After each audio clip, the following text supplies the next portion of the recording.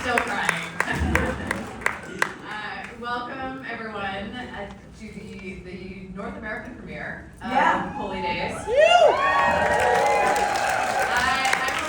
I'm Nat's friend and champion, and I'm here to ask her some questions about the process and the film, and It's just going to be quick, guys. I know Q&As are a lot after a film. And by the way, we're going to be at June down the road. You're right. It's okay! Yeah, can we do one of those? This way. Hands up in the air! Hands up in the air! Thank you. Amazing, thank Yeah, you. you're still alive. So we'll just do a quickie. A quickie, yes. And then June, across the road, if you want to come for a drink. Yeah. Come join and have fun. Okay, so Holy Days has been #1 in the box office in New Zealand for a few weeks now. What do you think about it, and why do you think it's been so beloved? I mean, I think it's, I hope they just like it. But yeah, I mean, I think it's a bit of it's at a time when we just have so much bad news and conflict around us, and it's a bit of an escape, and it's beautiful New Zealand, and I've tried to take us back into our childhoods when things were bright and hopeful. So I think that's playing well. I think you did a really great job of that. Yeah. This film was apparently over 10 years in the making, and it's like really easy to make a feature film. So what took you so long? Yeah, exactly. I know. I mean, I thought I'd finish it in 2 years, and 12 years later. I mean, COVID got in the way, and so did the various strikes, etc. But puzzling together an independent feature that's female-led and stars 3 females over a certain age, and it's just people. It's not the sexy. It certainly is sexy, but it's not the easy investment that people kind of jump at, And so we pieced together a lot of funding from a lot of different places, including 2 countries, and that took a while. And then we still had a false start in 2024, 2023. 2 weeks away from principal photography, we lost an investor, and we had to go on hold again for a year. Oh my goodness. Yeah. Well, amen for getting it made, girl. So we're so happy you did. There are so many talented actors in this film, and 3 of them are Academy Award nominated, winning, BAFTA, Golden Globes, you name it. How did you get them into your film? I mean, I think they like the script, and the script took so many, at least 100 rewrites, because you've got all the people who help you get the money together. They all have notes, and the notes go on for years and years and years.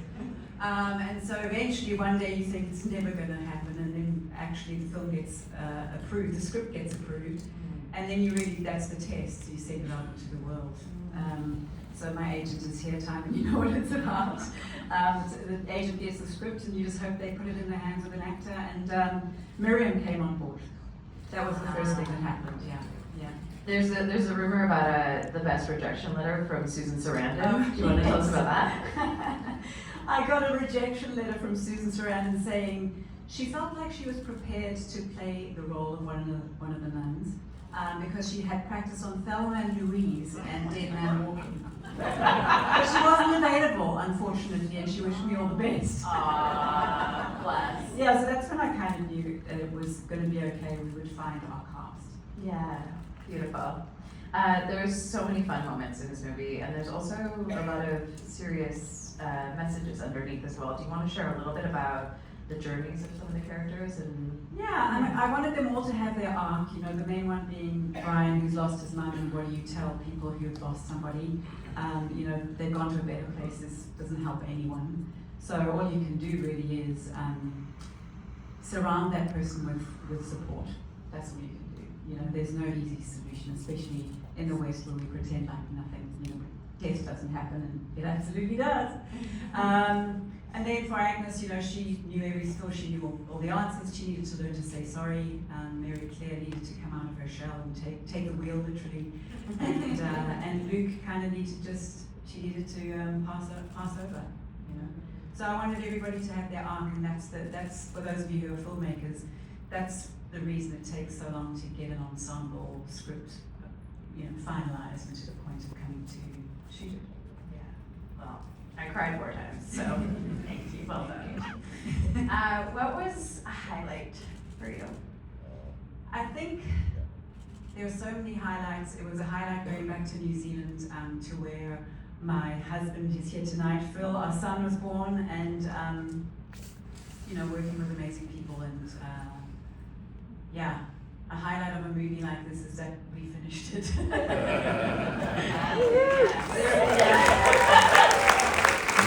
are scenes in this film where you literally have one shot for the entire scene, or on the beach when the tide was coming in and everything was falling to pieces.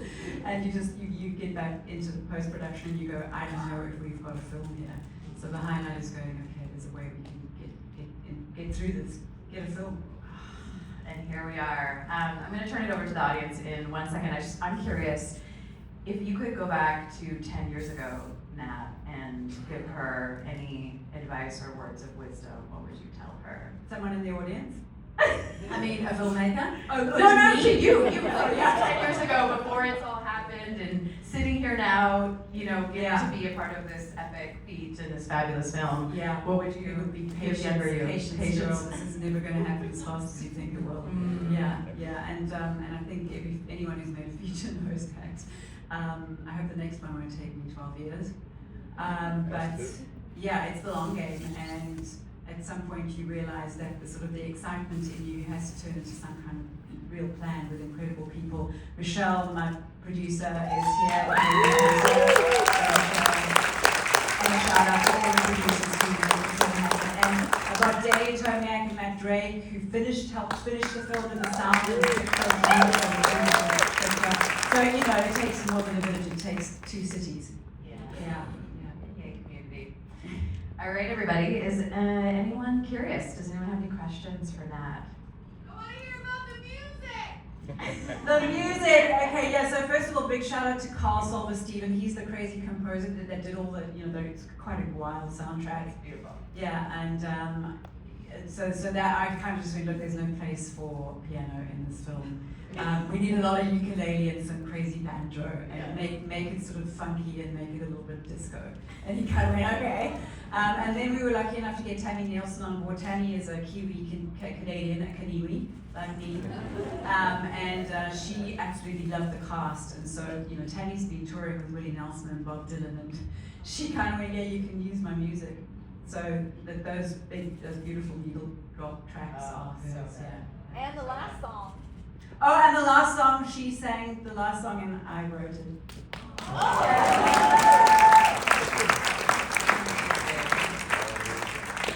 Any more questions? Yes. How old was the little boy when he started the movie? 9, yeah. And then he grew, sorry. And when you finished it, how old was Yeah, he was 10 when we finished it. So the first time we tried it, when it fell over the first time, and he was 9. And then we finished when he was 10. And during that year that we had to wait, I said to his mum, do not let him go in the sunshine, don't feed him. Do not let him go. And what happened, he absolutely shot up, and he was taller than the 2 shorty nuns who are Miriam and Jacki, who are both 4'11". So we had all of them in a row the same height, which was great because when Judy was sitting and everyone else was standing, we just needed a pan.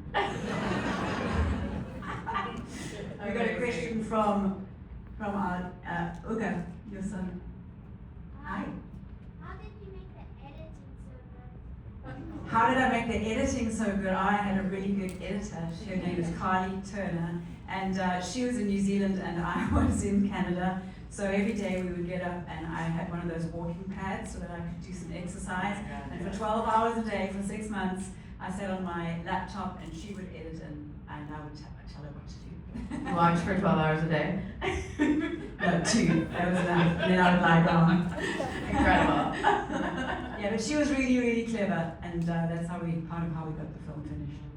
Teamwork. Nelson. Do you remember what the genesis or spark for the story was? The spark for the story was the book. So I made a short film called The Silk based on the very famous story by Joy Cowley. And she's an icon in New Zealand. She's very, very famous there.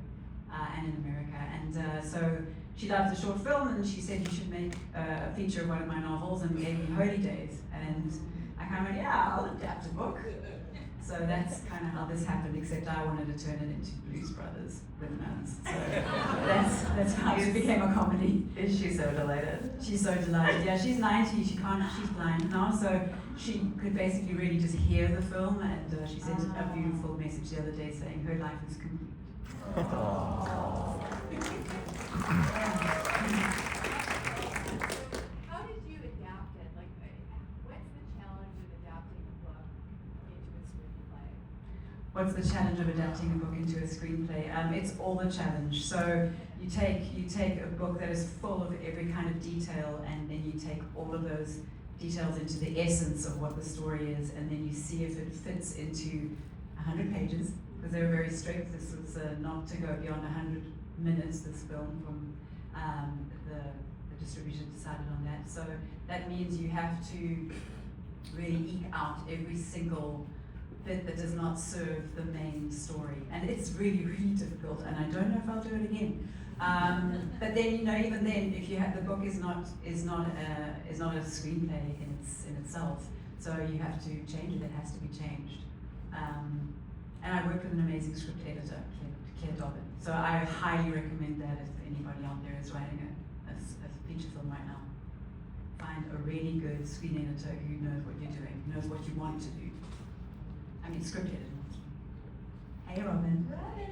Congrats on your film. Thank you. I love the stop motion animation, and I wanted to know what your decision was creatively. I got the thumbs up from the kids, thanks. Yeah, the stop motion animation, what the creative decision was, so I had written into the script that there was going to be the perspective of the little boy, and I wanted the world to be like I perceived the world, which was, there were these moments of everything being very small and then everything blowing up into, the massive scary world. And so I wanted that expansion and contraction. And so I had asked the fantastic cinematographer Tom Burston, who is Canadian, to see if we could do like a tilt shift, which is when you use a special technique to squish the world. You may have seen those videos where you had like a port or a busy street, and you use tilt shift, and all the people look like toys, and the cars and the ships. So we were going to do that, but with very little schedule. You don't have time to do time lapse, which is part of creating that magic. And because we finished this film at a university, we had some students on board, and a student sent through a video saying, by the way, I do stop motion, and showed me the little boy on the bike. And to our producer's credit, we created this big little world with all the fairies and all of that. But that also helped us through the 1970s theme, because the ferry terminal doesn't look like that anymore. Yeah. So with that combination. So cool. Yeah. Let's leave it there. Thank you so much. You can come and talk to me if you have any other questions. And thank you for coming to my program.